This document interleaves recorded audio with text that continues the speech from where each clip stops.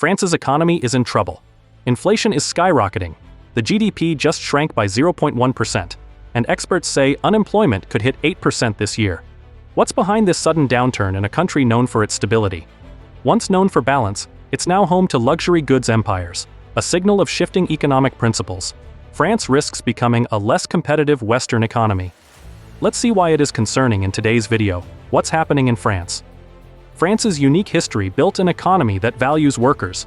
However, this model is now unsustainable, forcing difficult choices. France industrialized slowly, favoring small businesses over large factories. This legacy makes French workers strong advocates for their rights.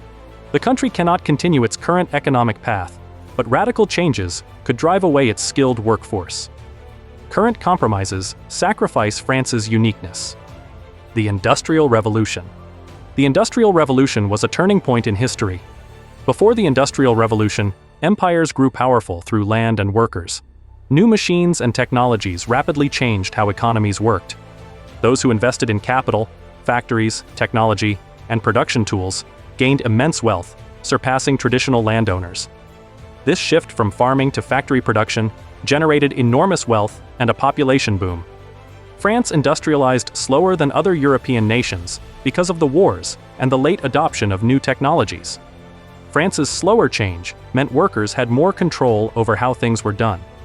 While other European nations built large-scale industries, France favored numerous small businesses. While they didn't always produce as many goods as other countries, they still had better conditions.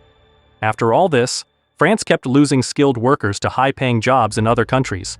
And even today, France struggles because of this. Market conditions. France's market didn't follow the monopoly system. It had several small firms that ensured competition that benefited both consumers and employees.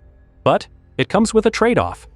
France's focus on workers led to a less productive economy than countries like Germany, the UK, and the USA.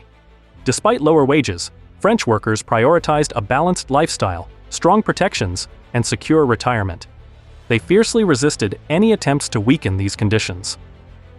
The distinct roles of government and state-owned enterprises. France has historically preferred a capitalist economy, yet with a significant government role in shaping it. This philosophy intensified after World War II, as the country recognized the need for larger-scale industries in certain sectors. To address this, the French government created state-owned enterprises. These enterprises operate alongside private businesses, with an aim to blend the elements of capitalism and socialism. This approach ensured essential services could be provided to the entire population, regardless of profitability. This is where you see the advantages of state-owned enterprises. They can undertake large-scale projects that are beyond the scope of private companies, and even in those projects, they can prioritize public good over profit. However, state-owned enterprises can become inefficient without competitive pressure. An even bigger problem is they can be vulnerable to political interference. While capitalism supporters believe the private sector could manage all sectors and services, governments are typically better suited for functions like law enforcement, where profit-seeking is inappropriate. In contrast, private companies generally excel in efficiency-driven areas. France's reliance on SOEs offers benefits but can hinder overall economic efficiency. And this is the competitive disadvantage they have in a globalized economy. State enterprises and inflation. When a large portion of a country's economy is made up of state-owned enterprises, inflation can become a problem. These companies often prioritize employment over efficiency. This pushes unemployment below its natural rate, which is not ideal. With very low unemployment, workers have more bargaining power. They can demand higher wages. Companies pass on the increased labor cost to consumers by raising prices. This creates a cycle where rising wages fuel inflation. This cycle is evident in France's history. Its strong state-owned sector led to high employment, but also inflation. Today, France faces the challenge of maintaining generous worker benefits, while its aging population and declining global competitiveness create economic strain.